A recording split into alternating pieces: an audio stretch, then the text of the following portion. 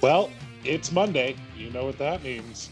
We are back with an all new episode of the Good Friends, Better Enemies podcast. My name is Tyrone, and as always, I am joined by Jay. Jay, we doing good today, bud? We couldn't be doing any better if I possibly tried, with the exception of, well, being out of the house or seeing people or being out in public or going to restaurants or bars or libraries or swimming pools or, well, I wouldn't go to a swimming pool anyway, but yeah, I'm doing great. How you doing, pal? I noticed that missing from your list there was gyms. I feel like that wasn't done on an accident there. uh, I'm doing well, man. Same thing, going a little stir crazy, but God bless the internet and video games and my lovely wife for being here with me. Otherwise, I think that I probably would have just turned into a giant puddle of goo by now. Yeah, absolutely. You do have a lovely wife, and she's actually helped keep me sane through this from time to time as well. And then, of course, my beautiful girlfriend who is here sporadically. She does come over after the requisite period of time that we're separated and make sure we're both healthy. We're doing it the safe way. And because I live alone, it's completely fine in that regard. So we're following the rules, and I'm very, very lucky to have her in my life. I'm also lucky to have you in my life, Tyrone, because tonight or today, this afternoon, whenever it is you choose to consume this episode, we are recording and rebooking the Royal Rumble from 2002. Pretty exciting stuff on tap tonight, my friend. Yeah, I mean, I always look at 2002 as a pretty good year in wrestling. So it wasn't the easiest thing to rebook this, but oh boy, did I rebook it. I kind of want to rile your feathers a little bit with this one. I'm not going to lie. Well, I'll tell you what's really been riling my feathers lately is our downloads. We have been getting so many views on YouTube. We've had a record-breaking YouTube episode drop this past Monday, the Royal Rumble 1991. It's been the most consumed episode that we've ever dropped. You guys are just loving what we're putting down, and we can't thank you enough for checking us out and hopefully for your repeat business. We hope you're enjoying our little combative nature here and our way of rebooking shows. We have so much fun doing this content for you. And of course, while you're on YouTube, why not subscribe to the channel? I mean, you're going to get us right then and there without having to look for us each week. And also, Tyrone, we just have a blast doing this, don't we? We do indeed, and just so everyone's aware, in case they don't know, the channel is Counted Out 7 with Mike and Tyler, and I got to throw some great love to those guys. They have so much great content on there. Everything from their weekly countdown shows to watch-alongs that I know you've been a part of. I still haven't been asked, so we'll see what happens there. But they've also got some great interviews. They did one with Diener recently, and I believe by the time this one drops, the Alexia Nicole one will be out, which I am very much looking forward to. Yes, they are really getting a cross section of the industry right now. They're getting across all different platforms. We're getting interviews from names from the past as well as names from the future and names of today. So we're really lucky to be associated with them and be together with them in the trenches, so to speak. And can't thank them enough for the opportunity. So we're really, really excited to be cross promoting here and to get the name out. And the more you watch their content, the more you're going to hear about us and what we have on tap for you as well. Now, with that being said, folks, we do want to talk to you tonight a little bit about something different that we're doing for this week's episode. In honor of the inauguration day, which is today, spoiler alert, we are recording on January 20th, 2021. Today is the inauguration of the 46th President of the United States. We'd like to take a moment to talk to you a little bit about current day product and current day situations as opposed to this week in wrestling history. I have a couple of things I want to touch on that I want to talk with Tyrone about. We have never really talked about this off air, and I really wanted to get his views and takes on these things. So without further ado, Tyrone, if you are ready, I'd like to lay the first topic at hand on your feet. What do you think? Layeth the smackdown on me. Well, the first thing I want to talk to you about is the WWE. They have announced the next 3 WrestleManias. The first one being a 2-nighter at Raymond James Stadium in Tampa, Florida. That's going to happen this year towards the middle of April. And then from there, we're going to go to Dallas, Texas for WrestleMania 39 and WrestleMania 38, my apologies. And WrestleMania 39 will be held in Los Angeles at their brand new stadium. So what do you think about this? How do you feel about them announcing them ahead of time? And how do you feel about them hitting the same markets over and over and over again for WrestleMania? I mean, it kind of makes sense to put this one at Raymond James Stadium because they're making up for the event that they couldn't do last year. And then with it going to Inglewood 2 years later, that one was to make up for this year. So Dallas is really the only surprise in the market, if you ask me. No, I agree. It's good that they're doing the make good on Tampa. I still don't know if we're going to have any fans in attendance. They're saying that they're hoping there will be. I certainly think that that would be a mistake. I suppose if the guidelines permit and you know, with a stadium of that size, if you had a handful of people, that might be okay. But listen, here's my big issue with this. Well, hold on, Jay. Before Sure. you start ranting about this, I just want to throw one thing in there, and that's the number that they're saying that they're hopeful for is 25,000 each night, and I think Raymond James Stadium holds 80 to 85, so you're looking at about 30% capacity. Right. Even so, I mean, I think that at this point, and especially with everything going on, the numbers being at catastrophic levels throughout different parts of North America, I definitely don't think this is the time for them to start having people in seats, fans in seats. As on top of that, the optics of it would be horrible, I think, for them. Their stock price has actually gone up rather significantly in the last week. It's gone up about $5 or $6, which is really good for them because they were trading at about $86 this time last year. I really think that they need to look at the optics of this. I'm sure they are, but just because you want to have fans in the seats, and hey, listen, as a fan, as a wrestling fan, I want to see fans in seats. The product is so much better when you have fans in attendance. I never realized, I think a lot of us didn't realize until the pandemic started how much the fans add to the product. But I just think that this is going to be a bad move on their part, and I don't think that they should be rushing to get people in the stadium. What do you think? I mean, I pretty much completely agree with you on that, especially considering that they're in Florida, which is one of the hot spots, not only in North America, but one of the major areas of the world that has a lot of cases going on right now. As far as fans in the crowd, I see where you're coming from, but there are a couple of companies that still don't have any fans whatsoever, don't have the Thunderdome, don't have employees in the crowd. And I'm talking about Impact and Ring of Honor, and their products have been phenomenal lately. It really has brought me back to enjoying wrestling and not paying attention as to what the trends are and what the crowds say.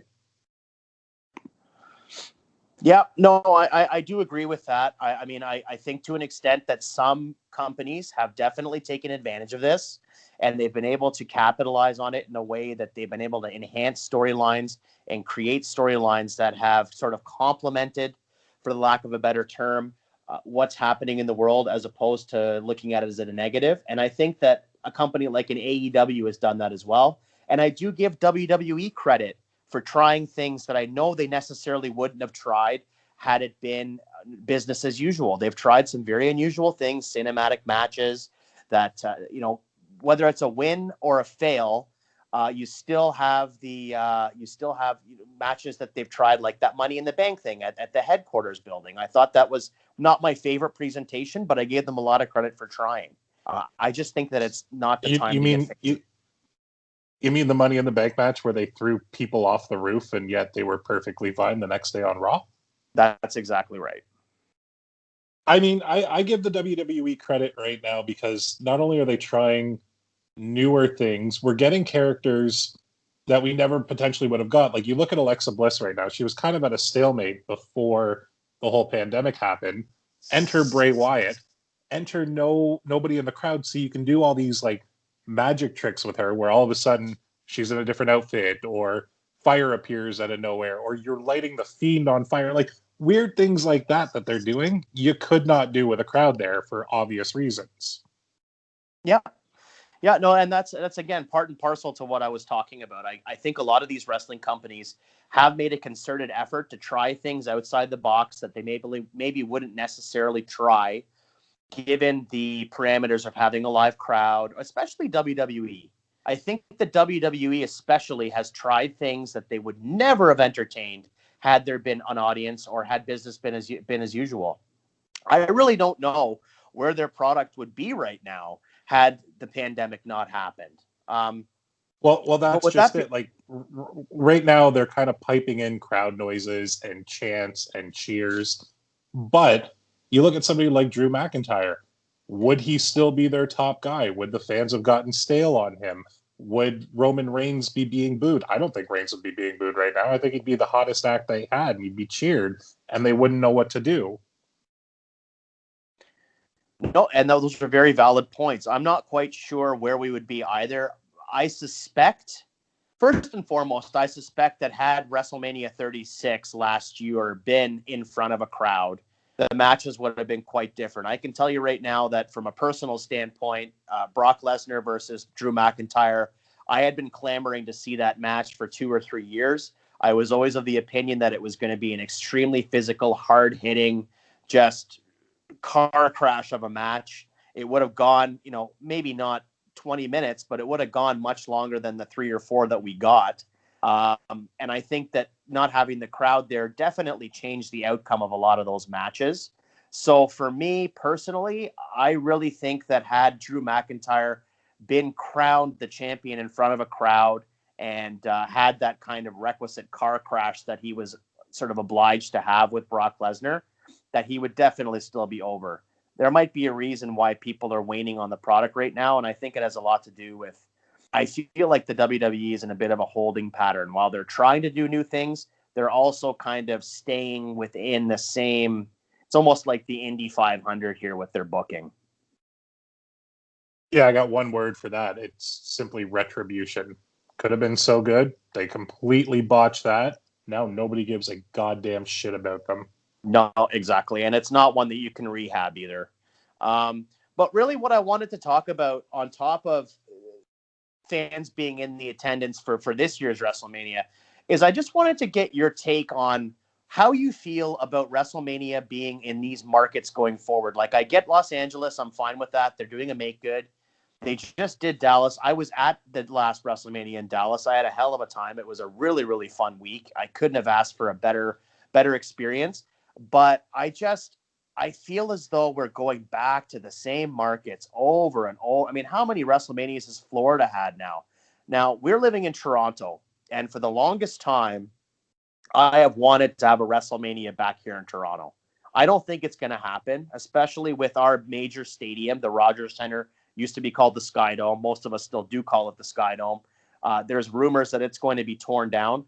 My big dream now is to get a Royal Rumble at the Sky Dome, if it in fact is possible and COVID is eradicated or minimized to the point where we can have those kinds of numbers in a building again. But with that being put aside, do you not think that other markets in and around North America or even England deserve a WrestleMania? Like, do we need to keep going to the same well over and over and over again? Okay, so I'm going to touch on one thing quickly, and that is a Royal Rumble at the Sky Dome. I don't see that ever happening because they've already announced that I'm pretty sure they've already announced the dome has been sold and there just wouldn't be time for it. Do you know what I mean? I don't know if it's going to happen or not. I mean, there's been rumors, but I don't know when that's going to happen, and we'll see. But I'm just saying hypothetically. But Go ahead. oh no, I get it. And also that being said, if it wasn't a January pay-per-view, we do have a giant soccer stadium in BMO Field that would have been pretty sweet to have. But again, SummerSlam it's in there. that's true actually. As far as the Mania thing, I get going back to Dallas because it's the biggest stadium that they can run. They're going for numbers and money after the last year of not being able to make any merchandising money or live event money. I completely understand that. I also get where you're coming from about it oversaturating that market. But when you look at when Mania is, it's always a March or April pay-per-view. And with that being said, they need to go somewhere where it's warm because it's always in an open air football stadium. They can't do it in a like they've done it in New York and it's been tricky, but they're not going to do it in a Boston. They're not going to come up here to Canada and do it unless maybe they're in Vancouver or on the West Coast. I definitely think that overseas deserves one. England, even India, anywhere in Europe, really, where they're big and like they all have the soccer stadiums, so they could do it there. So Yes and no. I do see why they're doing it, but I also see why you want it elsewhere. No, you know what? You make a very good point, and actually one that didn't suggest itself to me immediately. That them going to Dallas and conceivably that being the first WrestleMania that they would be able to have some semblance of full capacity potentially would make the most sense. I mean, to try to recoup ticket sales and merchandise and all the things that you listed, that does make a lot of sense actually. And I hadn't thought of that initially. So you make a really good point. So I will concede that. As for the other markets, I do agree with you that WrestleMania does need to, typically is an open air stadium, but there's been many WrestleManias that have been in closed domes as well. I don't think you'll ever see a WrestleMania in India. I'm sorry, I'm not trying to be negative, but I just don't see it happening. I think you'd probably see Australia before you'd see India. I don't think we're going to get WrestleMania necessarily in England either. I mean, we might get another SummerSlam. I'd love to see WrestleMania in England. Don't misunderstand me. I think it would be phenomenal, but I don't know if it's going to happen. I hope it does. But I just think that they should run other markets. There's other places, like bring it back to Detroit. There's so many places you can run it that don't have to necessarily bring it back to Chicago. Maybe you don't have to always run these southern or warm destinations is my point. So I'm just hoping No, that but also what you just said though about bringing it to Detroit or Chicago again, like those are two of the most notoriously cold cities in the United States. So if they have a day in March, if they're doing it at the end of March or very early April, it could still be around the freezing mark at that time. No, without question. But I mean, the stadium in Detroit has a roof on it. Chicago, I don't know that it does. You might be right about that one. And I know that they're not going to run Allstate again or the Rosemount or Horizon for WrestleMania again. I know that. I do think that WrestleMania 40 should be in Madison Square Garden. So we'll see if that happens. I doubt it, but I think that would be the appropriate place for WrestleMania 40 to be. I definitely agree with you that 40 should be in the New York market. I don't think we're going to see it at MSG because we didn't see 30 at MSG. Like 30 was in New Orleans. It wasn't even in the New York market. So we could just be the minority old school marks of tradition to a degree where 1, 10, and 20 were there. Why the hell wasn't 30 and why the hell can't 40 be there? Yeah, I don't know. I know we're going to move on to something else in a moment, but I just want to tell you, like, look at the last couple of the last several WrestleManias. So we had 30 in New Orleans, then we had Santa Clara, then we had Dallas, then we went. Where did we go for 33? We went to. I think it was wasn't it back Orlando, to New Orleans or was that 34? Orlando was 33, then back to New Orleans for 34, then New York for 35, 29 was in New York.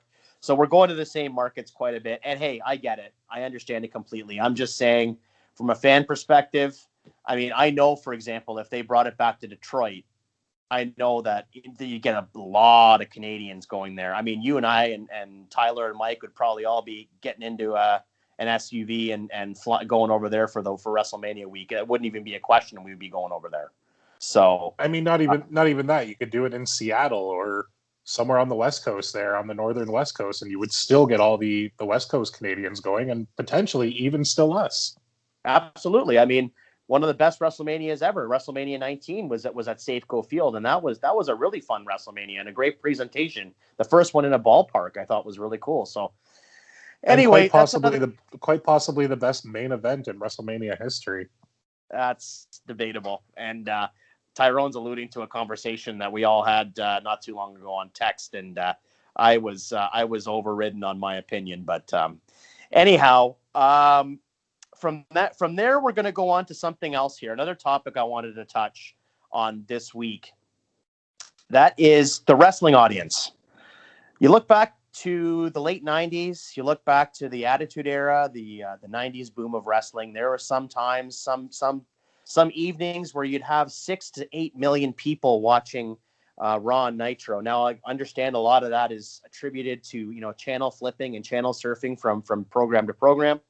But the wrestling audience, even not too long ago, was upwards of 5-6 million people. Even in the last couple of years, several years, split between AEW and the WWE. and of course other programming as well. Listen, the wrestling audience is there. They're there to consume product. So my question to you is, if the wrestling's audience is there, Tyrone, where did they go? Where are they? They're still there, but where are they right now? They're all spending $9.95 a month to get the network and doing everything streaming wise and online. Or they're using their PVRs. Like, I know me personally, I haven't watched a live wrestling show in, I want to say, since the Royal Rumble last year. I PVR everything. I read reports online and be like, all right, is there anything I need to watch? If not, then I just delete it right away. Or I'll watch an episode of Monday Night Raw in 10 minutes. Like, Yeah. I'm not watching anything live whatsoever. Yep. No, I'm right there with you. I do want to make the point though that PVR recordings do count as ratings. Those are counted now by households, so those do count. So once you access the recording, it registers as a view. So if you record something and you watch a couple of minutes of it, it counts as a rating, as opposed to if you record it and delete it, then it doesn't count. But with that being said, Okay, that's fair. I didn't know that, but I also know a lot of people who don't even own TVs anymore. They watch everything on their tablets or their computer. So it's streaming, whether it be a week later or 2 weeks later, whatever it airs on the network, or by some illegal streaming. People are watching it however they're going to watch it. We didn't have all those things 20, 25 years ago when the ratings were huge. yeah, no, of course, you're absolutely right. I completely agree with that. I guess my question more so is, even with all of these things sort of taken into consideration, that there is a segment of the audience that is, quote, lapsed fans. And I don't know that they're necessarily lapsed. I just think that they are maybe not necessarily quite as interested in the product. Like, let's put it this way. Like, Tyrone, you and myself, we do this program because we have a nostalgic love for wrestling. We love events past. And we do love, wrestling today. The in-ring product is, from an athletic standpoint, has never been better. But we have to take a look at, why we do the show that we do. And we do it because we're satiating a need for ourselves to fulfill some kind of a wrestling craving that we have. And we're not getting it from today's product. If we were as invested in today's product, I don't know that we would necessarily even be doing this podcast. So I think that there is something to be said for, we're just not getting, as wrestling fans, what we are craving right now. Does that sort of sum it up for you? So now that Jay's done talking for me and saying that I don't enjoy any of today's product and don't get what I'm searching for from it, I think NXT is great. I always have. They always put on a great show. There are certain things in the WWE main roster, Raw and SmackDown, that I think Roman Reigns' storyline fantastic right now. I love the Fiend, Alexa Bliss, Randy Orton storyline. I think Impact Wrestling is potentially the best it's been in close to a decade. Ring of Honor has a lot of great things going on. Wrestle Kingdom was not that long ago, and it was a fantastic show. So I think you're speaking for yourself in this one and not me. Yeah, I didn't mean to lump you in there, and I certainly didn't mean to speak for you. I just think that based on conversations you and I have had, that we both agree that there is something missing. There is a spark missing to bring us back to, say, like weekly episodic watching that we might have been more religious about, say 10 or 15 years ago. Would you agree with that at least? I mean, to a degree, but also 10, 15 years ago, you and I were in our late teens to early 20s. So it was a very different point in our lives. Like right now at almost 35 years old, I don't think that there's anything they could do that would bring me back to religiously watching it live every week.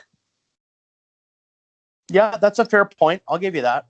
I'll definitely give you that. I just think for me, and I will speak for me now specifically, I feel as though there is something that's missing there for me, to the point where I am much more interested in looking backwards than I am forward, specifically with WWE product. I'm much more interested, if I'm going to watch wrestling now, if it's WWE specific, I'm much more interested in watching events of the past.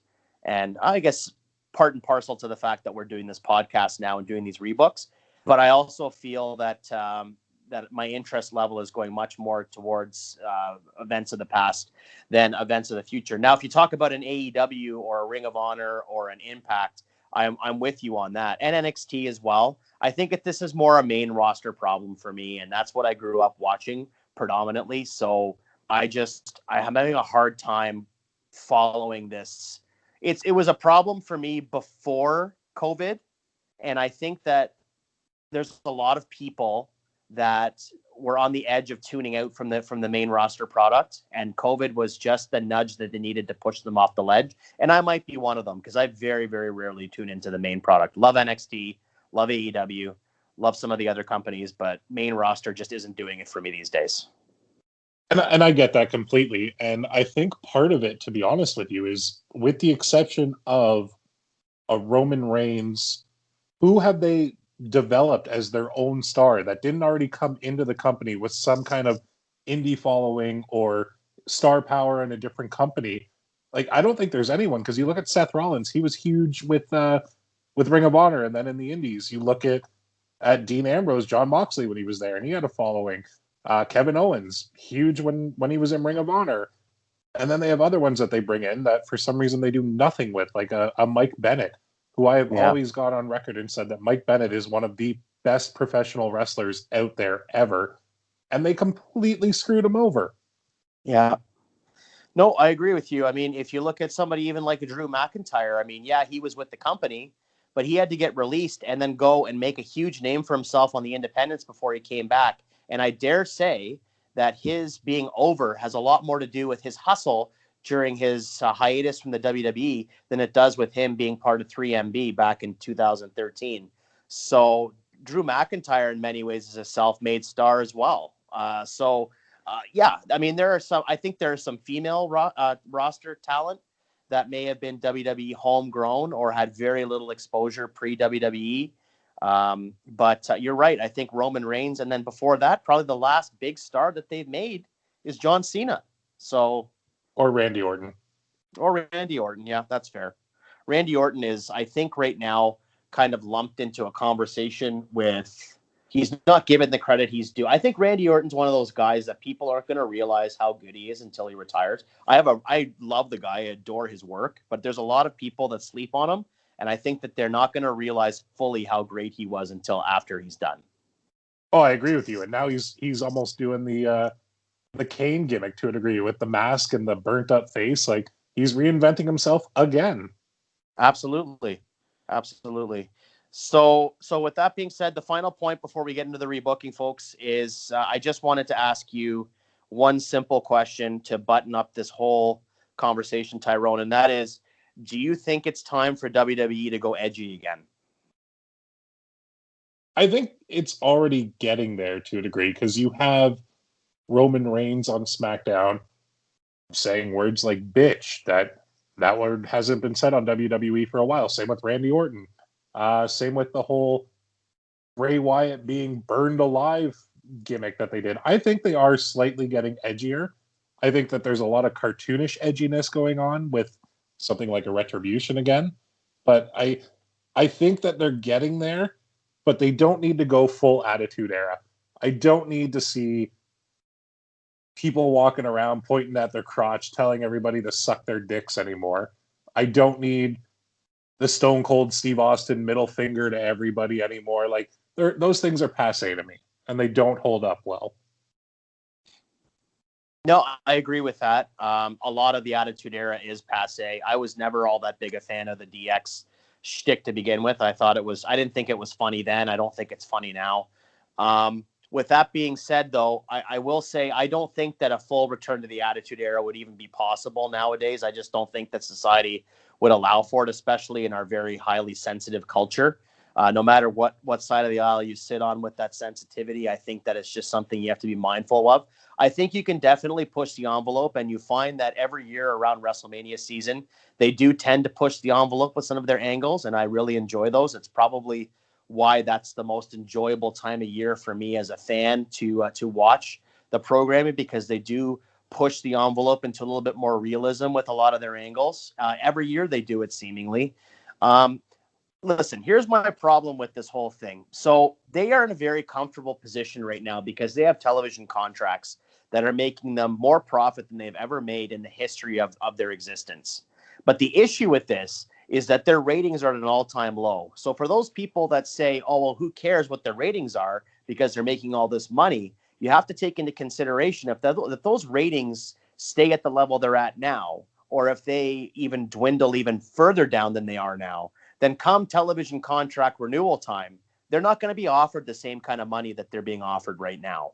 So I understand that there's a thirst right now for content, especially live entertainment content. And a lot of these big conglomerates like NBC Universal are all clamoring for that type of content.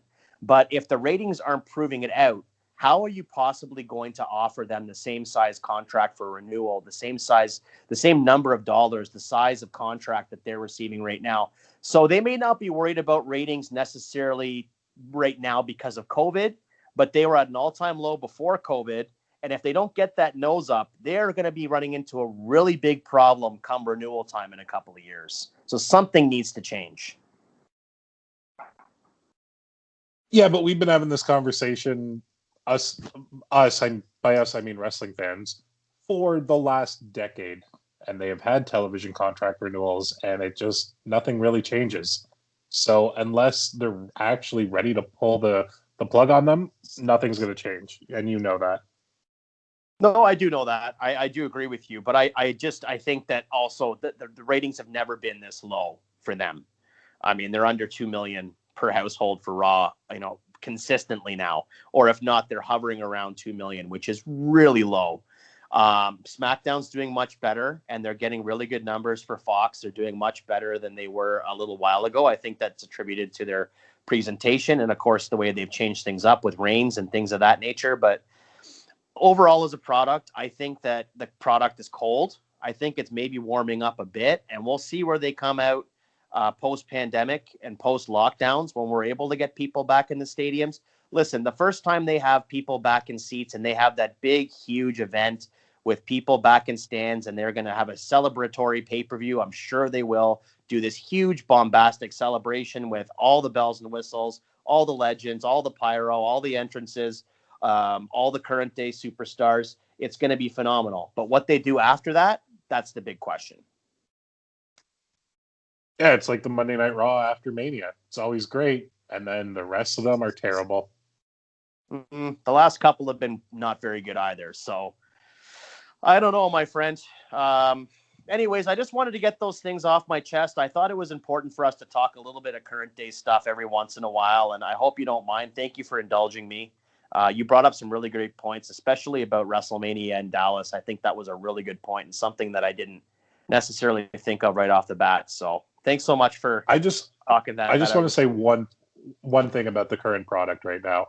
There is, other than, I know I've kind of gushed a little bit over Roman Reigns, The Fiend, Alexa Bliss, and Randy Orton there is one superstar through Raw and SmackDown, been on both of them, that I think has been the real MVP of all of this. I know. And ding dong, it's Bayley. Yeah, couldn't agree more. Couldn't agree more. She's been the MVP of the WWE for the last year, without question. Changing her gimmick did so much for her. She got out of the teeny bopper look. She turned into what I like to call with the Karen hair. Can I speak to your manager? But she is killing it. A lot of ad libs. I watched her recently on the Broken Skull sessions. Thought she was great.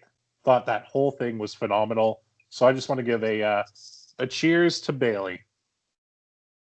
Yeah, she's a phenomenal performer. And who would have thunk it, a couple of years ago that she's almost a more natural heel than she is a babyface. And that's really a credit to her because she came off as such a genuine, aw shucks kind of babyface. So for her to come out and now be just such a convincing heel, so vindictive and so bitter and so superior to everybody else, I just think she really has I thought she was a phenomenal performer before the heel turn, but coming out of that and showing what she's capable of as a heel, she really has opened my eyes. She may be a once in a lifetime performer in terms of her ability to communicate on the microphone and as a character. She's really tremendous. Yeah, her and Sami Zayn to me are the future of SmackDown, and they need to keep it that way. Yeah, well, this new segment of hers is as funny as it is. I don't even know how to describe it. I guess I don't find it offensive necessarily as a heel, but there's something about I just get a kick out of it. I know you were telling me to watch it the other day, and I checked it out, and it made me laugh out loud. And it's been a long time since I'd laughed out loud watching a wrestling program, other than ironically. Oh, I agree with you. But as I look at it, we've been talking about this for longer than almost half of all of our shows. So I think it's time we get into it. So Jay, No. as I get up to go make a quick drink, why don't you tell everybody what we're doing and what was going on? Absolutely. Well, thanks again, ladies and gentlemen, for indulging us in a very spirited conversation regarding the current industry, state of the industry. Just thought we'd throw that in there this week as a little bit of fun for you and a little bit of a interest. With that being said, tonight we are covering the Royal Rumble from 2002. We are in January 20th, 2002, or rather, yeah, that's the date. January 20th, 2002 at the Phillips Arena, Atlanta, Georgia. The attendance was 16,106. This was a really pivotal time in the company. We're only about 6 months removed 6 months away from Steve Austin departing the company for the rest of the year. We also just about a month removed from Chris Jericho becoming the first ever undisputed champion, defeating both The Rock and Steve Austin in the same night. We also are on the heels of the invasion angle that had just concluded at the Survivor Series the year previous, 2001. So it's a really transcendent time in the company. About a month away from the NWO coming into the company, Scott Hall, Kevin Nash, and Hulk Hogan. So we have this really, really interesting time. The roster has never been more stacked than it is right now with talent. And you have to remember a couple of those contracts from when WWF bought WCW, those Turner, AOL, Time Warner contracts are starting to come due now. So you're going to be seeing talent within the next year, big name talent from WCW start to appear on WWF television. It's just one of the most interesting times in the history of the business, and one that'll never come again. So I am very, very excited to see where Tyrone has decided to rebook this thing, because you know what? As Royal Rumbles go, this wasn't a bad one. No, this was a pretty solid card from top to bottom, including the Rumble match itself. We're going to kind of follow what you did last week, not totally rebooking the whole match. We'll talk about the finish. We'll talk about a couple of spots, and we'll talk about one or two people that I pulled and replaced them with. Okay, that sounds perfect.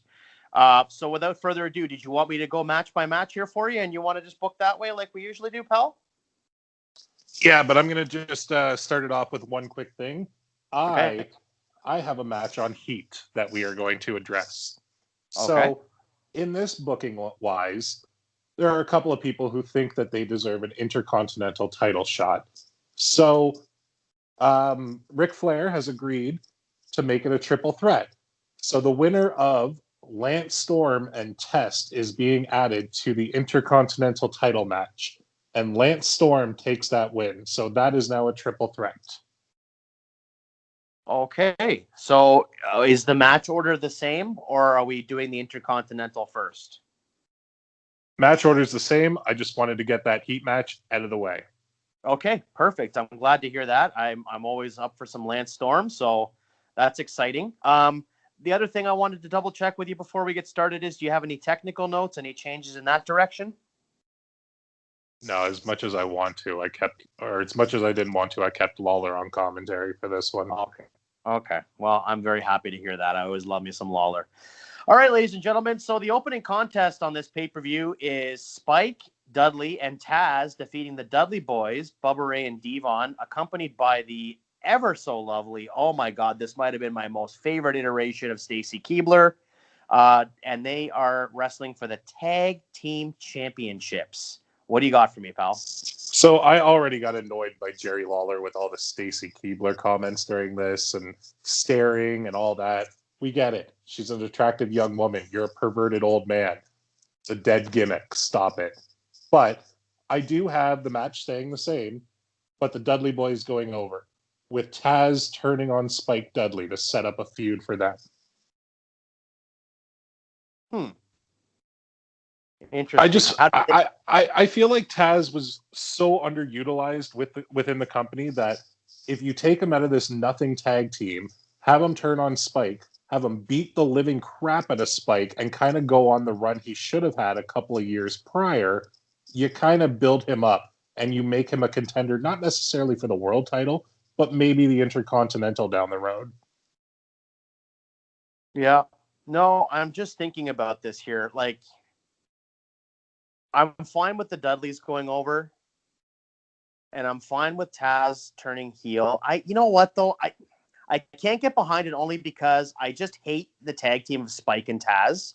So I just think that arguably, other than the 80s, the tag team division was never as stacked as it is right now. So why would you have Spike and Taz in there in the first place?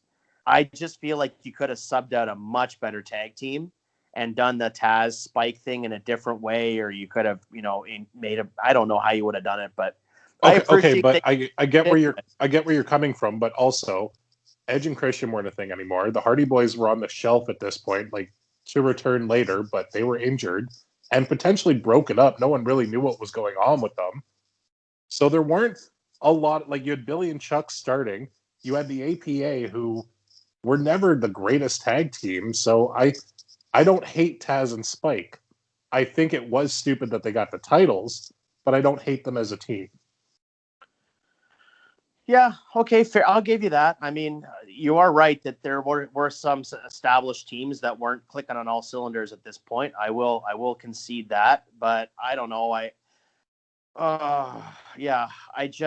don't like Spike and Taz as a tag. But you know what? If you're gonna have this match on the card, you having Taz turn on Spike, I don't hate that. No, so do the Dudleys get involved at all because Spike is a part of the family? Are they gone? Do they just leave, like take a powder and go to the dressing room, or are they there and helping Taz whip on Spike, or do they defend Spike, or what happens with that? No, they're gone. It's just helping to create Taz as a, I don't want to say monster heel because he wasn't a monster, but as a strong heel.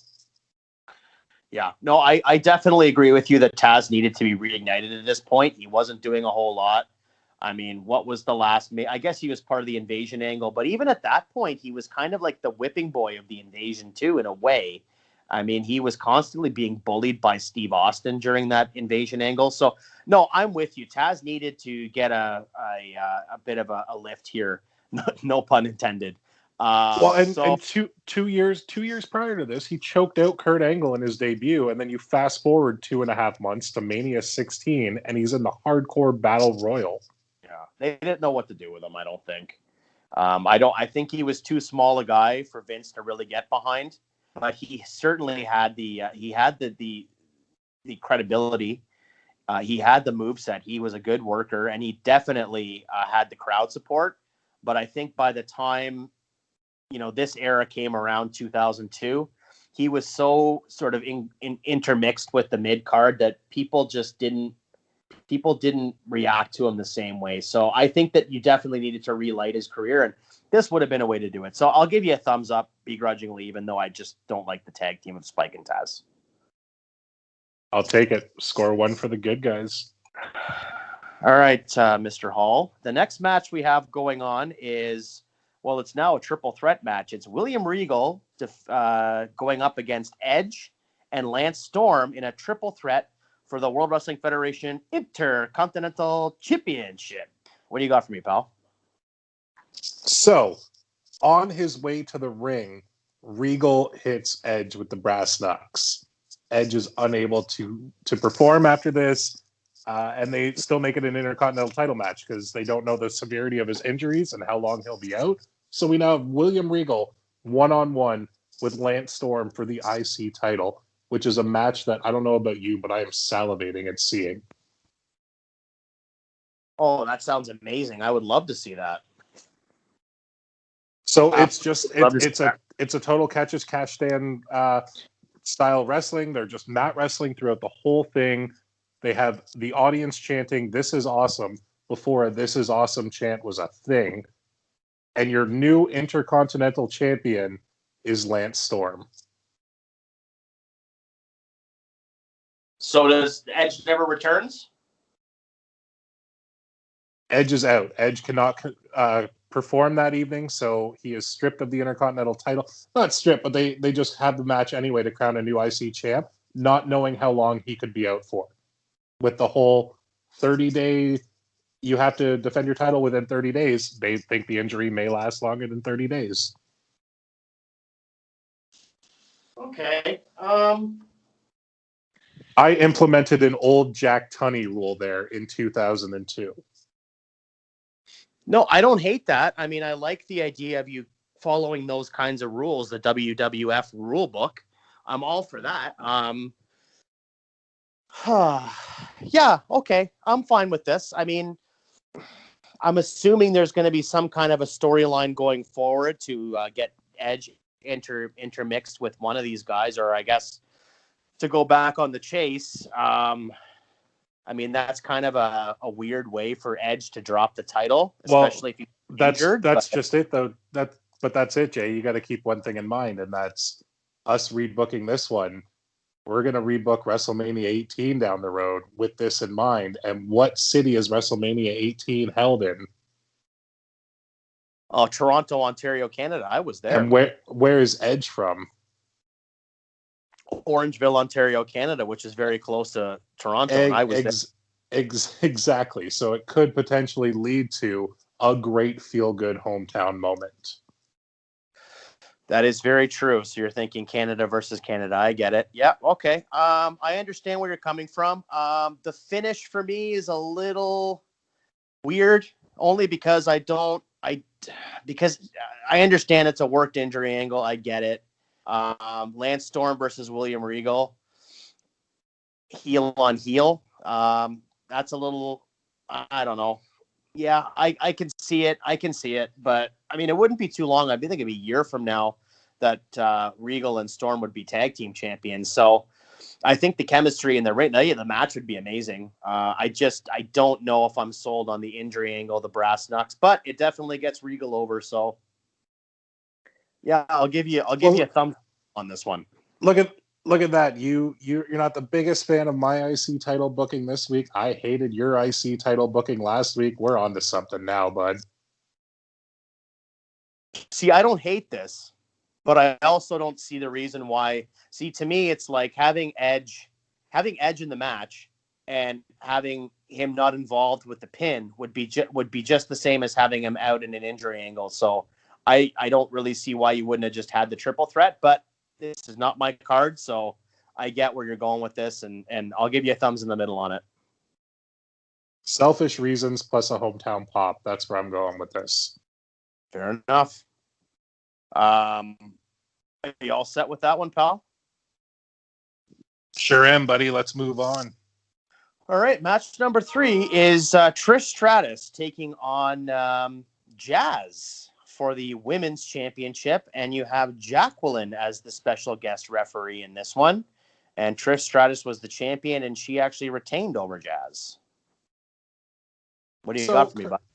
Correct me if I'm wrong, but at some point, probably in the near future from this, they stopped referring to Jacqueline as a special referee, right? And she was just a referee.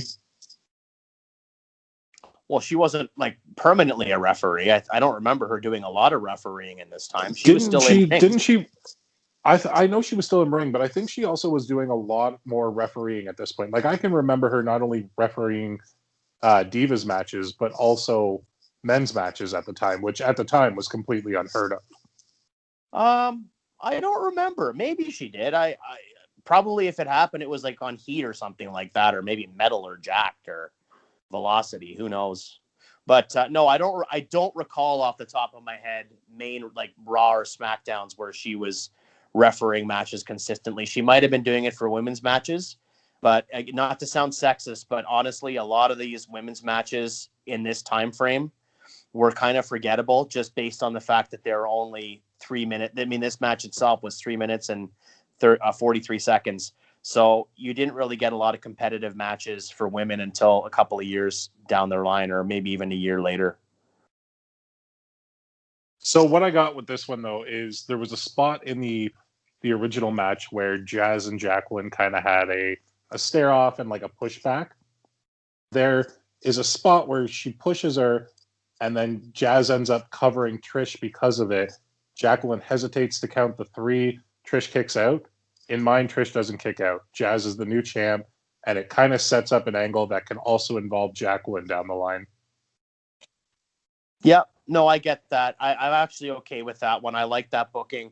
Listen, Trish was a phenomenal in-ring performer, as was Jazz. Trish was coming into her own at this time. She was just kind of 2 years into the business, so she was going to get better and better. She wasn't at this point as good as she was going to get, but for somebody who had been in the ring for the amount of time that she had been in, she was killing it. So I have to say, I think that this makes a lot more sense going into Mania, having Jazz as the heel and having a baby chase her. I like that idea quite a bit. I don't know who it would be. I have a pretty good idea of who would be chasing her for WrestleMania 18. But I like this idea of the heel going over. And also, because I remember when Jazz debuted, she was sort of touted as so far superior ahead of the other female roster members in terms of her skill, her power, her execution. So she almost, to me, was like, in a way, kind of displayed as like a female Zeus almost, in her power and her raw sensibility, that she could just tear people from limb to limb, and she had this bad attitude, and she was just not going to have it. So I like the idea that she just decimates Trish and leaves her lying. I think that's a really good booking choice. Good job. I don't think that Jazz gets enough love a lot of the time. Like at this point, she was the equivalent of the monster of the women's division, really.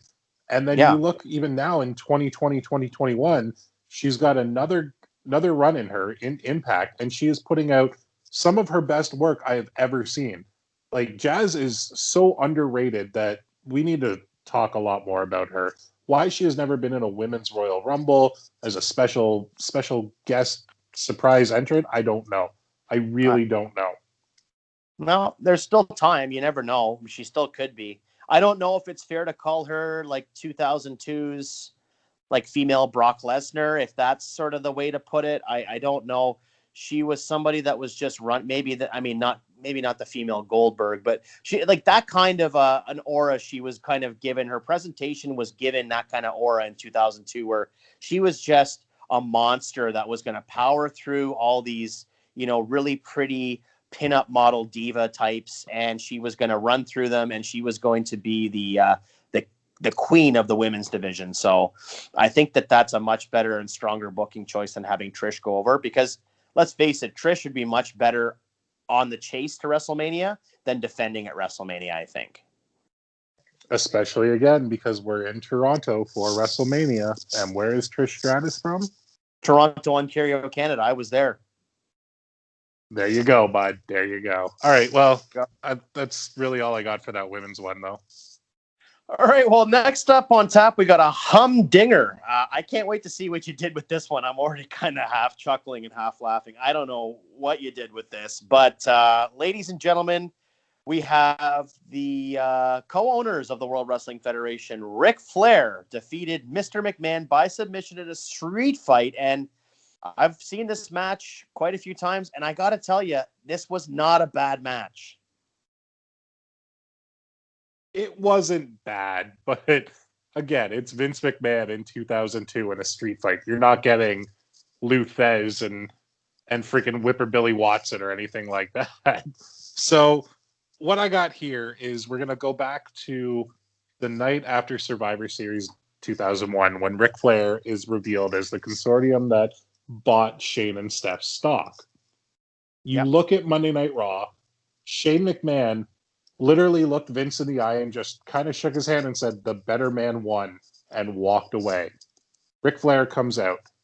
Ric Flair, the next week on Raw, hires Shane McMahon back as his personal assistant. which just drives Vince crazy.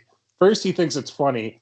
Then he gets really mad at watching Ric Flair belittle his son, talk trash about his son, make him do all of these peasant-like things that the nature boy of old would do. So now Vince is getting pissed. Vince and Shane are now in collusion to take out Ric Flair. But we all forget that Ric Flair has a son in developmental. So this match is now Vince and Shane versus David and Rick in a tag team street fight. I'm sorry, buddy. I hate this. I hate it. That's fine. I figured you would too, but I just wanted to get the younger generation on the card too, and I felt like we needed the young blood in this. We needed the higher spots. You needed Shane jumping off of something onto David. You needed David bleeding profusely. Yeah. Okay. So listen, I don't hate the whole angle about bringing Shane in as Rick's assistant.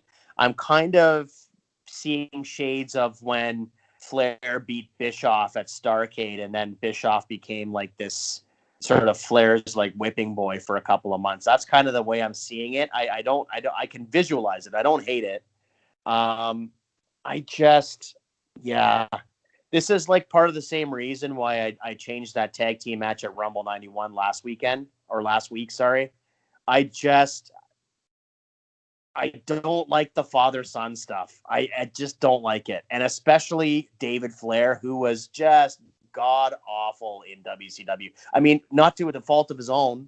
I mean, he was put into a spot that he was not ready for, that he was not prepared to execute well.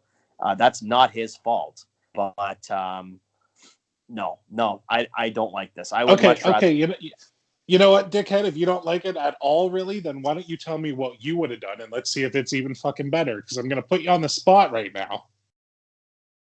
Okay. I would have just kept it the way it was. What was wrong with the way it was? The story itself already was kind of stupid to begin with. This co-owning of the company and stuff like that. I didn't like that anyways. It was stupid how they brought Flair in, having him... Like, I liked the idea of him coming in and doing that initial angle where he was, half the owner of the company. But this being a match in the first place was not the greatest. The match was okay. It was not bad. But I thought that the angle at this point was stupid and convoluted anyway. So I don't know that you necessarily needed to have this match at this point to begin with. Maybe what they should have done is done the same kind of thing they did when Shane McMahon came back at WrestleMania 32, and you have Vince McMahon enlist The Undertaker as his heavy to take on Ric Flair at WrestleMania. Maybe that's what they should have done, which they had that match at WrestleMania already, but you could have had McMahon. I know they had that match at WrestleMania, and it was fine, but I think that this tag match works because you have David Flair and Ric Flair. Sorry, David Flair and Shane McMahon, who neither are really trained wrestlers. They're just going to go out there and potato the hell out of each other. Same with Vince. Then you get Ric Flair, who is potentially the most decorated professional wrestler of all time, in there to actually show them how to work and how to storytell. I think that this is going to be a lot better than you want it to be.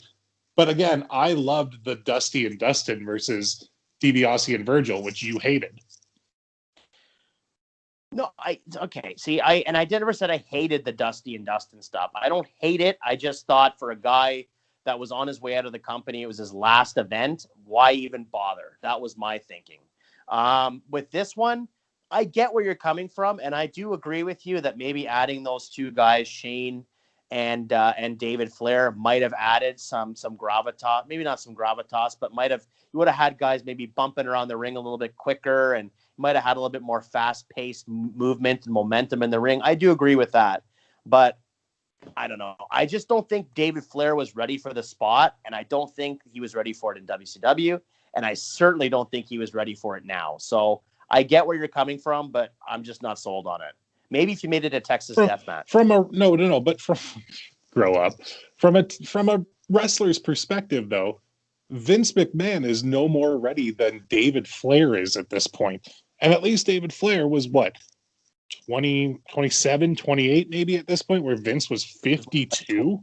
I think he was like 20 or 21.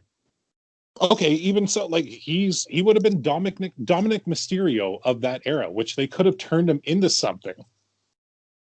Yeah, I don't know. I don't know that I think that David Flair would have been kind of more well served to go the route of Goldust or Dustin Rhodes in changing his gimmick completely and not trying to capitalize on the namesake. I mean, where would we be talking about Dustin Rhodes right now with the same reverence had he just been Dustin Rhodes his whole career, or would we have been, as compared to being Goldust?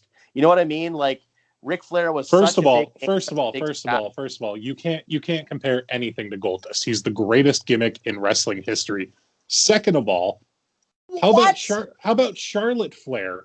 She is just a carbon copy of her father, and she is the most successful female wrestler in the company right now. The most decorated, the most looked upon. Everybody loves or hates her, but they all want to work with her. They're all talking about her. She is her dad. I agree with that, but there's a big difference that Ric Flair wasn't still an active wrestler when she started. And had David Flair been on the same roster as an active Ric Flair, there's no way he would have gotten over as Ric Flair's son. Not going to happen. Not in a million years. Sorry, case closed.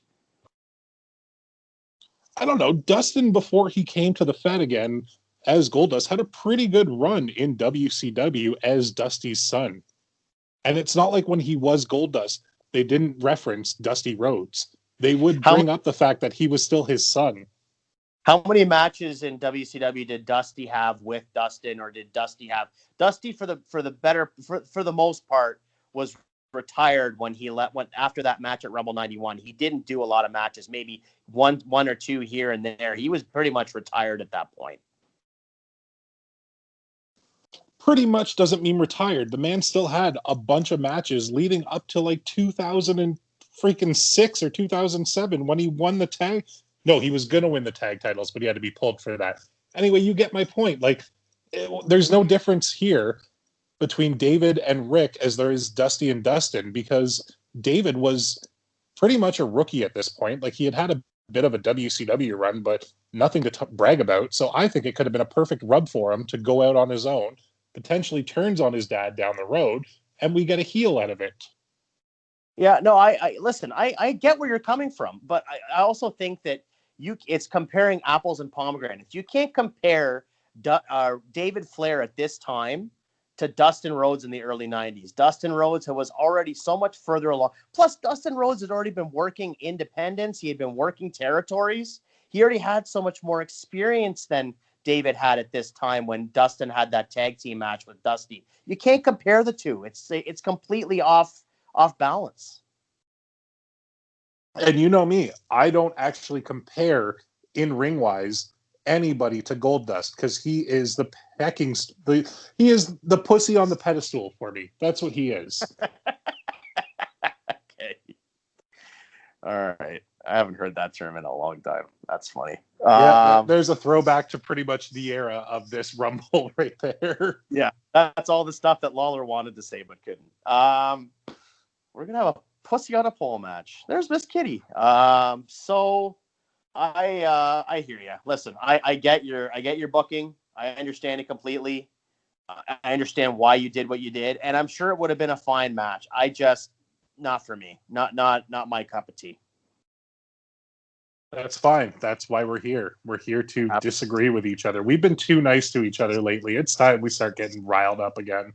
Yeah. Well, you got kind of half hot at me there when I told you I didn't like it. And I was like, why are you getting hot at me? I didn't get hot at you when you didn't like mine. So, and right. it's only gonna get downhill from here for you, my friend. I gotta say. Oh, I can only imagine. Let me guess. Steve Austin's already walked and he's not even a part of WrestleMania or some shit like that. All right. So the next match we have, are you done with this babysitting match? Fuck you. Yes, I am. All right. So next up we have for the undisputed WWF Championship, Chris Jericho defeating The Rock. What do you got for me, pal? So I changed this one. I don't have The Rock in this match. We have Chris Jericho defending the undisputed WWF Championship against the game Triple H. I love it. I feel like Jericho was kind of given the championship as a placehold. He wasn't meant to have the long run with it. So if you're going to take it off of him within a couple of months, which we all knew was going to happen, why not have it happen here? Have Triple H go over. He made that huge return at MSG, 3 weeks prior? He entered the Rumble, but why not have him go right for Jericho? Go right for the championship. He is the biggest draw in the company. Well, maybe not the biggest, but one of the biggest at this point, especially with his return. Have him go over, win the title, go on from there. Okay, I said I love it, but upon thinking about it, I like it. I never was a big fan of The Rock and Chris Jericho, that feud. I just never did anything for me. Their chemistry was fine in the ring and they had fine matches, but there's just something about the feud that just never clicked with me. Here's my problem with this. You have Jericho win the undisputed title and unify the titles at the month previous event. I believe it was it called, what was it called Vengeance. again? Vengeance. It was That's Vengeance. Right. Yeah, it was Vengeance. Night of Champions, I think it was called. Vengeance Night of Champions. And in San Diego, I remember that. So you have him go over and unify the titles, and then he drops it the next month to Triple H. My only problem with this is that it devalues the title immediately when you have a title switch that fast. Yeah, but if we're going to do that, that's happened how many damn times? And it's professional wrestling, Jay.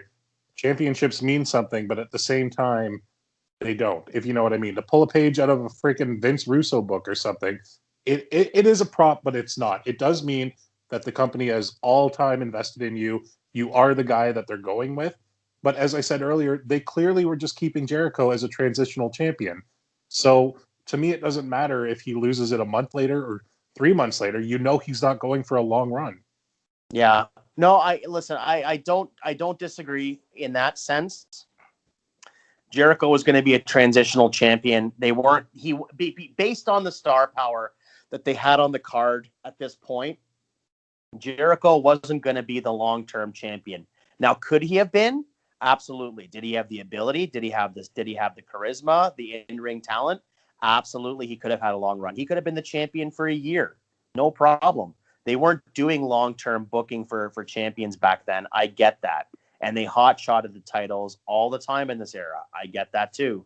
My biggest problem with this is, again, because you've just unified the WCW title with the WWF title, the two promotions that have been, at each other's throats for the better part of 15 years or 20 years, say, and now you're putting these titles together, and then within a month, you're having the title switch. I get what you're saying, but I do think that extra 2.5 or 3 months made a difference in terms of establishing that title as opposed to switching it over to someone else within 3 or 4 weeks. That's just my take. Okay, I like that you did it, from a business perspective, what do you think makes more sense? To have Jericho only hold the title for a month, or down the road to only have Hunter hold the title for a month? I think that for the sake of going into WrestleMania and this, like going back into reality right now and taking ourselves outside of this rebooked universe, they obviously knew that the NWO was coming in at this point, but they didn't know to what extent they were going to be booking them. I think for the sake of WrestleMania, you're much better off. It's a much better story having Hunter chase the title than go in as the champion, especially because he just returned at a couple of weeks earlier at Madison Square Garden. I think from a storytelling perspective, it's much more compelling to have Triple H chasing the title than go in as the champion. And I get where you're coming from, but at the same time, when it's something so obvious like that he's going to win, why not just give it to them at something else and build to another potential main event where it's like, a lot of things could happen here. Yeah. See, when we originally talked about rebooking this rather, I already had an idea of how I would change WrestleMania's main event, and it wouldn't include Jericho. And I get what you're like. I don't know if we're on the same page. We haven't talked about it, but I don't know. I completely agree with where you're coming from in terms of I wasn't a big fan of The Rock and Jericho. I don't know if that's the reason you changed it or not, but at the same time, I just think it's a little too soon after unifying those two titles and trying to have a fresh start and a fresh page with the championship and trying to make it mean something to have Jericho drop it within a month. That's just my take. Otherwise, I think it's And great. I completely understand where you're coming from, but I have some serious long-term booking involved in the what I'm doing with the Rumble match after, so it might make a little bit more sense. Okay. So this is kind of like last week's when I had some different booking and then it revealed itself after the Rumble, right? Yeah, but this same but different. Let's just go with that for right now. Okay. All right. So with that being said, I'll tell you what, I'll stay on the fence with this one. And then from there, we'll go right into the Rumble match unless you have anything else in between. No, man, I'm ready to get to the Rumble Oh, match. sorry. Just to clarify though, so does Jericho do the job just clean with a pedigree? Is that how you have it? Yes. Okay. And Stephanie's involved or no? No. Oh, okay. All right. Perfect. I brought Shane back when they brought Stephanie back, so I only wanted one on screen at this point. Okay, that's fair. That's very fair. Okay, so obviously the winner of your Royal Rumble has changed. It's the 30-man over-the-top rope Royal Rumble for a shot at the Undisputed Championship at WrestleMania 18 or X8, as we were calling it back in the day. So Tyrone, I know you have a couple of notes regarding this. Do you want to just go ahead and just talk to me about the Rumble and how you booked it? I'll just lay out. So the one thing that I wasn't a big fan of that they did for this Rumble match was they announced all of the surprise entrants ahead of time. I did not like that, especially because two of them, I don't even think they left the company with the Godfather and Val Venis. They were just doing the right to censor gimmick not that long ago. I think that they were released for a period of time, a brief period of time, or if they weren't released, they were just put on the shelf. I know that in the commentary, Jim Ross alluded to the fact that the Godfather had lost about 65 pounds, so maybe he was off just getting in better shape, and maybe they were just repackaging Val back into the original porn star gimmick because he was that the guy that dressed like a milkman in the right to censor. So I don't know. I can't remember if they were released or not, but they were definitely off television for a period. So to me, it was just kind of a weird thing that they would announce the Godfather only to have him come out, spend more time on his entrance than I believe he was in the ring, and then leave. Like that was it. Like I get it. The Godfather is a gimmick that it's more about the gimmick than his in-ring work. But if you're announcing these guys way ahead of time, why not actually give them the time to shine? Yep. No, you're right. I think Goldust actually did really well in the Rumble. I think Mr. Perfect did really well in the Rumble. And I'm not gonna lie, Goldust does not win this Royal Rumble, as a lot of you probably think he does. Yeah. Yeah. No, I will say just briefly while we were talking, I did Google that Val Venis actually was on the injury reserve from having surgery to his hip during that layoff between RTC and returning as Val Venis. And then when he was ready to return, they kind of didn't have anything for him. So they just held him off until the Rumble so they could have him return as the gimmick. That was sort of what happened with him. And then they waste like that. I know we don't always love the Attitude Era. Val Venis is one of those gimmicks that it was so over the top and so stupid and never meant to be a world champion that I enjoyed it. It's like the Godfather in that aspect. The only thing I hated was they both got jobbed out so quickly after this. Like they were not even written into any storylines. They were wrestling on Velocity and Jacked and Metal. They kind of got the Haku treatment of the year before. Yeah, no, you're absolutely right. They came back. I mean, I think Perfect did a couple. Perfect probably was the most successful out of them all. He was only back with the Fed until I think April of that year because of that plane ride from hell incident.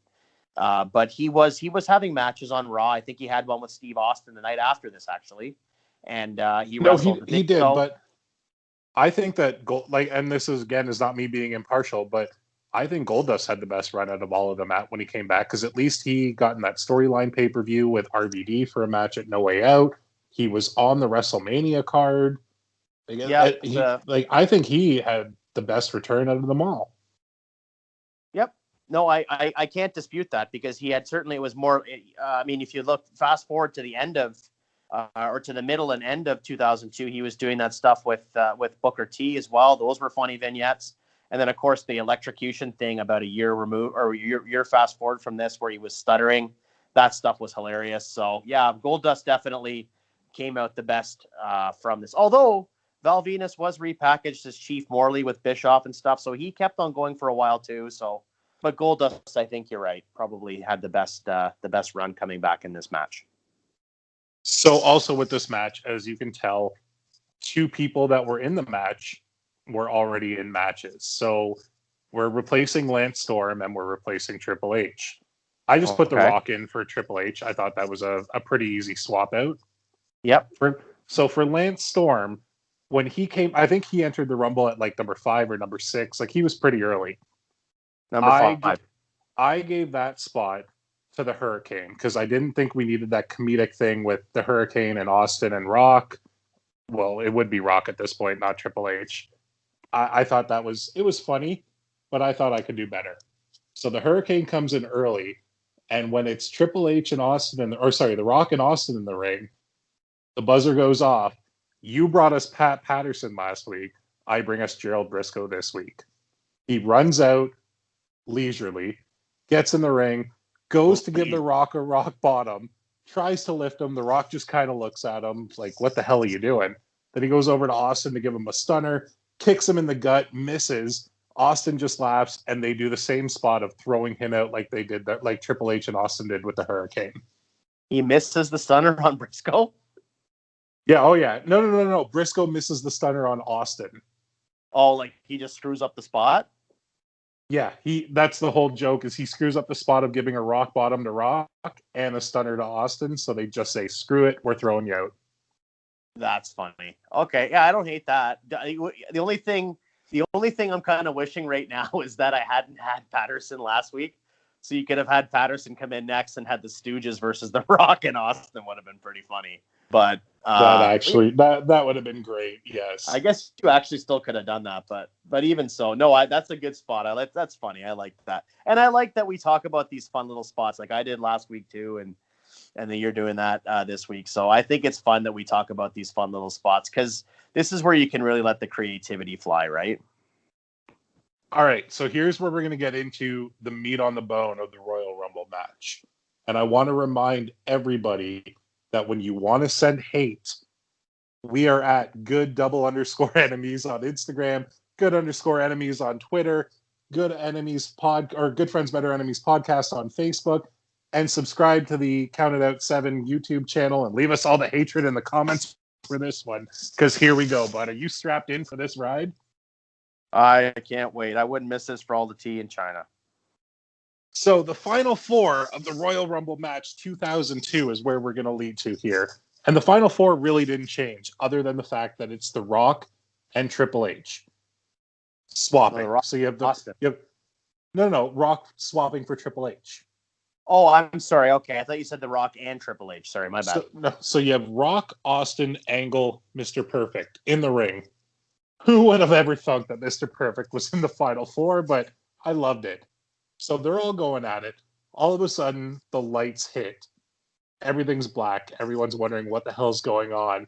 Then you get that familiar music. And the lights all go black and white. And the NWO music hits. And Nash, Hogan, and Hall all head up to the ramp. Everyone is shocked. The crowd is losing their mind. The guys in the ring are like, what the hell's going on? They come out. A brawl just ensues outside of the ring. Everybody gets out to fight them like they're the invaders of back in the day. They kind of clean house a little bit. The NWO's not left laying, but they're a little dazed and confused. You go back in the ring. Kurt Hennig has an NWO t-shirt on. Everyone looks at him. The rest of the NWO is in there. They clear house. Your winner of the 2002 Royal Rumble, Mr. Perfect, Kurt Hennig.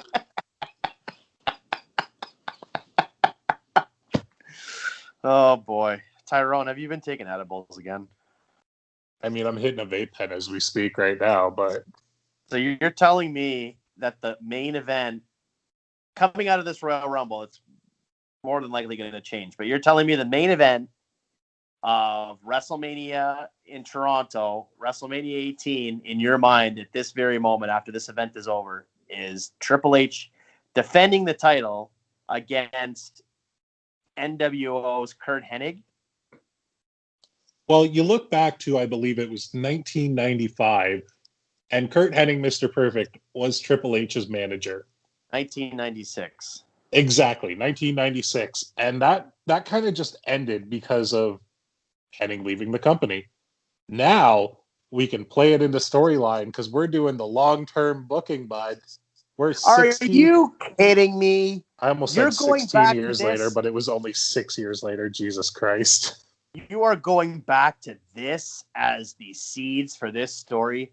Back when he was Hunter Hearst Helmsley, he didn't even have like the Ode to Joy Beethoven music yet. He was just doing the original harpsichord gimmick theme music. You have him, and that's where you're going to. I don't even know what to say here. I don't know how you Think, can think, possibly. think about the promos. Think about the promos of Kurt Hennig telling Hunter Hearst Helmsley to bow to him and curtsy to him like he should. There is Also, absolutely with nothing the you can no, going no, to no, change my mind. but also with the NWO involved with the end of the Rumble, with Austin and The Rock and Angle being in there, you can make some good WrestleMania matches out of that. I don't care what the combination is. And with this proper long term booking and not 3 weeks, 4 weeks of, oh, now we have Triple H and, oh, sorry, not Triple H, Stone Cold and Scott Hall. Maybe we still get Stone Cold and Scott Hall, but we could make it a hot feud by this point. Yeah. No. I don't. The only way I could possibly see it working, and even then, I think it's a stretch, is if you do the fake out finger poke of doom bullshit, where you have Kenny go out the next night on Raw and give this shot, give his slot to Hogan or something. It's the only way I can see you making it work. There is no Well, way and in that's it. That's why 2002. I'm not booking after this night because one of us has to book Mania 18, and that can be part of the road to that. We can get to the whatever matches we want on that later, but I'm setting it up that the NWO is already back. We don't have that weird No Way Out pay-per-view where all they did was cut promos and do backstage vignettes. They are already in the company. They can now wrestle at No Way Out. We do not have to have, as much as it hurts me, Goldust versus Rob Van Dam in almost a nothing match. We can replace it with something. Yeah. Uh, all I'll say is that if I'm the one that's rebooking WrestleMania 18, thank God this was the Attitude Era and there was so much convoluted storytelling, because I'll be able to make sense of this somehow. But otherwise, I don't even know. Like, Jesus Christ, I don't even Well, like. also hear me out, Jay. We actually haven't spoken about this at all, but We we haven't. did talk about how WrestleMania and Royal Rumble rebooking would coincide, but maybe one of us also rebooks No Way Out 2002 this year, and we do the whole road to WrestleMania.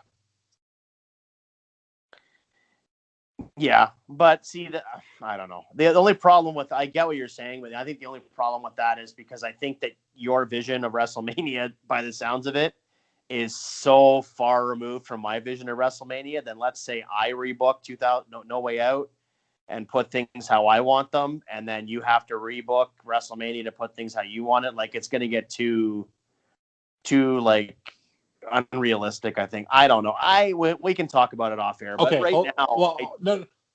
All right. Yeah, yeah. That's fair. That's fair. I think that I did this in true Tyrone fashion, where no one sees it coming. It still kind of makes sense in a weird way. Nobody's winning cleanly. It's a beautiful return for Mr. Perfect. He finally gets his Royal Rumble win that he should have gotten 12 years prior, but he gets it now. I don't hate this. I know you do. I knew you would, and I'm happy with what I did. that's fine. I'm very, very excited that we can debut your gimmick name finally next week, which is Ty Russo. You're doing it for the swerve, bro. I'm proud of you. I have to Wow, did you just have that in your back pocket, waiting and waiting for something to fucking happen? No, I just came up with that off the top of my head. But no. Listen. Like, I think that you booked a pretty solid card. There's some stuff like I would much rather have the McMahon Flair's tag team match over this finish. The other thing too is I meant to ask you about this. So we had just seen weeks of Booker T and Steve Austin having a feud. Like, that grocery store brawl is legendary. It was fantastic TV. Price check on a jackass. So I was kind of hoping maybe we'd see a singles match on this card between Booker T and Austin, and then have them both in the Rumble afterwards. Did that cross your mind at all? I didn't want to do any double time with singles matches and Rumble matches, and I really wanted to get the NWO involved in there to already light that fire with Booker T, because that Booker T Austin feud really didn't go far after this. Yeah. Like, you look at No Way Out, Austin was in the main event, and they pretty much never, I don't think they ever touched again after that. Okay. Can I fantasy book here just for 1 second? If you're going to get the NWO into the Royal Rumble here? Why not? Well, they're not in the Royal Rumble. They just come I'm out during the match. I'm just saying, if you want to get the NWO over, what if you have both Nash and Hall come back as their original Fed gimmicks as surprise entrants, and at the end of the event, then they reveal their NWO, and then they swerve everybody, and Hogan comes out? Because that's the exact thing that they did at Bash of the Beach, but it was Hogan versus them. Like, because it's the same goddamn thing. That's why. I guess. I don't know. Anyway, yeah, I can't get behind this finish. I understand why you weren't crazy about my booking last week with Earthquake and Hogan, but this to me is just so far out of the realm of reality. Jay, I gave you Kevin Nash in 2002 on a pay-per-view as a surprise, and you're not even happy. There is no fucking pleasing you anymore. That is not true. You having Curt Hennig in 2002 win the Royal Rumble and go on to WrestleMania just is so far beyond reality for me. I just can't even describe. I don't know how. Oh boy, somebody's going to have to get some super glue out and put back together this smashed vase of booking that you've thrown on the floor. I don't know. I give you credit for thinking outside the box. I'll give you that. I will definitely give you that. Not expecting but at this Royal Rumble, I don't know why it's so hard to believe that in 2002 Curt Hennig could win. Curt Hennig in 2002 at this point was like, what, 40, 42, 43? That's the age of AJ Styles. That's older than John's. Like, all of the people who could win the Royal Rumble match this year are hovering around that age. So it's not an age thing, Tyrone. It's not an age thing. He was in better shape than most of the guys on the roster. He's Mr. fucking perfect. He wasn't in the main event of WrestleMania 10 years earlier when he was with Hogan. He wasn't. But you're right. You're right. He wasn't 10 years earlier, but he was 8 years earlier when he was the fucking referee for Yokozuna and Lex Luger. Let's not forget that. He was in a main event of WrestleMania. So again, that wasn't a main event. That was an undercard. It was a semi-main event because it was for the damn title. They were doing a weird thing. It counts. Perfect was in the main event of a WrestleMania. Suck it so hard. Wow, someone's hot. Someone's a little upset over there. Well, fuck. Curt Hennig is to wrestling what Michael Jordan is to basketball. Curt Hennig is Jordan, Goldust is Scottie Pippen, and Dennis Rodman is Dennis Rodman. You are going to kill our gimmick. You're going to kill our show. You have no credibility left. No, I'm not going to kill it. I swear to God, I'm not, because I genuinely stand behind Curt Hennig winning the Royal Rumble. There have been so many Rumble winners that have been like, why did Sheamus ever win the Rumble match? We didn't need that. Henning's way better than Sheamus. Why You did think if Duggan win it back in the day? you think Sheamus would have won the Rumble if he had this star power in the Rumble? I am not disagreeing with you that Kurt Hennig had the ability, had the talent, had the athleticism, had the charisma to be a main event talent. But when you have the Undertaker, Steve Austin, The Rock, who else was in this thing? Kurt Angle, Chuck Palumbo. you had all these people in this match, and you're going to put Perfect over. It just makes no sense.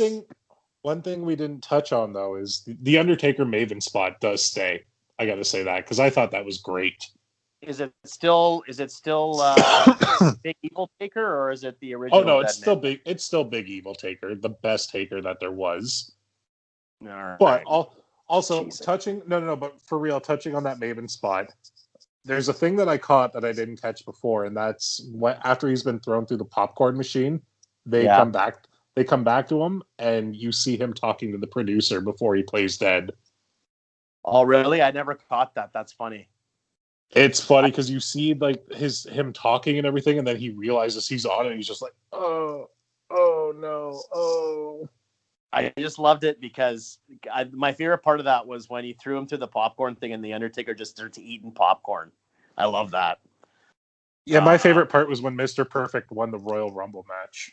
Yeah, well, I have had very, very real dreams myself sometimes when I have deep sleep. So, all right, bud. Well, I will give you an A for effort. You certainly tried. You got your crayons out and you wrote yourself a card. That's good. I'm very happy about it. But some of it was a little bit offside for me. A lot of it was good. I liked a lot of it. I liked the concept of it. And listen, again, I like the concept. I like the outside the box thinking with Perfect winning the Rumble. I just don't see it. And it's just so completely off the rails, like batshit crazy for me. But I appreciate the effort. So kudos to you. I give you 1 star, gold star. Oh, it's gold, like gold dust, so that means I'm a winner, so suck it. Yeah, I picked it up off the floor when it was raining gold dust. It was one of those. It actually wasn't a star. It was one of those gold discs. I'm going to lick it and stick it on your forehead, pal. I'm ready for it. You bring it on. Get a COVID test first, though, okay? Okay, I suppose. I will do that. All right. Well, with that being said, ladies and gentlemen, I believe that is our booking of the Royal Rumble 2002. Unless, Tyrone, you have anything else to add to your rebooking. I tell you what, for the sake of our listening audience, why don't you tell us what you booked, who won, what titles were exchanged, and if you don't mind, if you have it handy, how the finish went down for each match here, real quick. So we have a Sunday Night Heat match with Test and Lance Storm, with Lance Storm going over to advance to the Intercontinental title match. Taz turns on Spike Dudley after they lose the tag titles to the Dudley Boys. Lance Storm wins the Intercontinental Championship in what turned into a one-on-one match with William Regal. Jazz takes the Women's Championship from Trish Stratus. And then we had the McMahons taking on the Flairs, in which I don't even think we talked about who won, but the Flairs won. Then we go into the WWE Undisputed Championship match, Triple H defeating Chris Jericho. And then, yes, you heard it right, Mr. Perfect Kurt Hennig is the winner of the 2002 Royal Rumble match. Did you hear me, Jay? Flair match, did the Flairs win with like tandem figure fours or something? Is that what the finish was? Absolutely, because there is no other finish for that. Okay, that's what I figured. Okay, and then we had the pedigree for... Okay, perfect. Yeah, so, well, this will be interesting for whomever is tasked with rebooking WrestleMania 18. We'll see about No Way Out. I don't know about having an intermediary match or event between the Royal Rumble 91 and WrestleMania 7. I suppose we could look at doing a Saturday night's main event. But we'll talk about that off here. But with that being said, Tyrone, we have some news. We have some news for our listening audience. And do you think we're ready to let the cat out of the bag, Paul? I think we might as well. We got to give people something to look forward to these days. So So why that don't you new, go ahead and, what's that, Jay? Sorry. why don't you go ahead and reveal it to us? Well, that news is that our episode dropping next Monday, I believe that is February the 1st, is going to be our first ever live watch along. We are going to watch the men's Royal Rumble match of 2021 live together, probably not the most sober, and discuss that. And we are going to drop it with all of our thoughts on the Monday. I hope you guys are ready for this because I don't know if I am.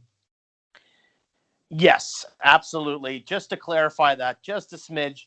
So Tyrone and I will be in our own homes. We're going to live watch the Royal Rumble just as we would record an episode from our private, separate homes. We're going to live watch it and record as we watch.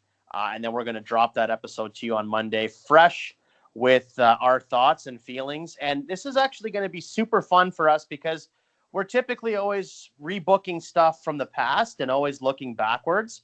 But in this instance, we're actually going to be watching an event in real time and discussing what's going on right before our very eyes, never having been seen before. So I'm pretty excited about this one. It should be a lot of fun. I'm definitely going to order a pizza and maybe grab a 6-pack or something for this one. Yeah, this is going to be a nachos and beer night for me for sure. We And might yes, even have to no, hit a Jack Daniels or two.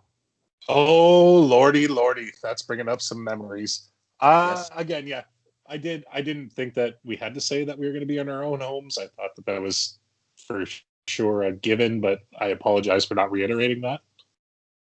No, I thought it was important just so people don't think, just in case a lot, myself included, my antenna and radar for COVID activity is quite heightened these days. So I just wanted to make sure that people understood that we weren't taking a chance or a risk by getting together. We're doing everything safely and within COVID parameters and guidelines, just to make sure everybody knows that up front. One other thing too is I wanted to mention that because we are taking a week off from rebooking, that would have been my week to rebook. So we're actually going to skip next week's rebooking, and then it's going to go back to Tyrone the following week. And then from there, we're going to get back on schedule. And it's all going to even out throughout the year, where if we do another one of these watch-alongs, that Tyrone will get a week off, and then I'll rebook 2 in a row. So, Tyrone, would you like to know what you're rebooking the first week of February, pal? I really don't think I'm going to get lucky and get No Way Out 2002, am I? You most certainly are not. You are going to go back in time to the year 1994, and you are going to rebook you're going to go back in time to Super Brawl 4, and you are going to rebook Ric Flair versus Vader at the Super Brawl 4 event, WCW. If I'm not mistaken, it was 1993. And you are going to have or it might have been 94, actually. I'll have to look that up. I apologize. I don't have it in my notes. But that is the event you're rebooking. We're going to a way back playback in the first week of February, rebooking some old school WCW pre-Hogan, kind of pre-Bischoff. Bischoff was there, but he wasn't really running in tall cotton quite yet. I already rebooked it, dude. David Flair goes over Vader. Problem solved. Perfect. And then I'm surprised it wasn't Kurt Hennig. I guess he was in the Fed, so maybe he did a run-in. Who knows? You done? Nope. Yeah, I'm done. Well, I think that we have said all we can say without officially reaching through the phone and slapping each other in the goddamn face right now. Jay, I hope you still like me. I absolutely do still like you. I think that you're a real go-getter, and gosh damn it, people like you. So I think that you did a good job. When you wake up from your dream state, give me a call and we'll rebook the show and record, and we'll send it out to the universe. But until then, we do have a couple of handles here. Tyrone, do you want to give the audience a couple of our handles? Again, guys, you want to send us all the hate and everything that you just heard me rebook? It is good_enemies on Instagram, good_enemies on Twitter, good friends, better enemies on Facebook. And as always, drop the comments here, but also don't forget to subscribe and like everything that we do, as well as Tyler and Mike. Absolutely. Subscribe. And thanks again, the listening audience. You've really made our year so happy right in the beginning of the year with all the wonderful likes and views you've given us thus far. So keep it up, folks, and thank you so much for consuming our product. And with that being said, for myself and Tyrone and next week's live watch along of the Royal Rumble 2021, this has been another edition of the Good Friends, Better Enemies podcast. Bye.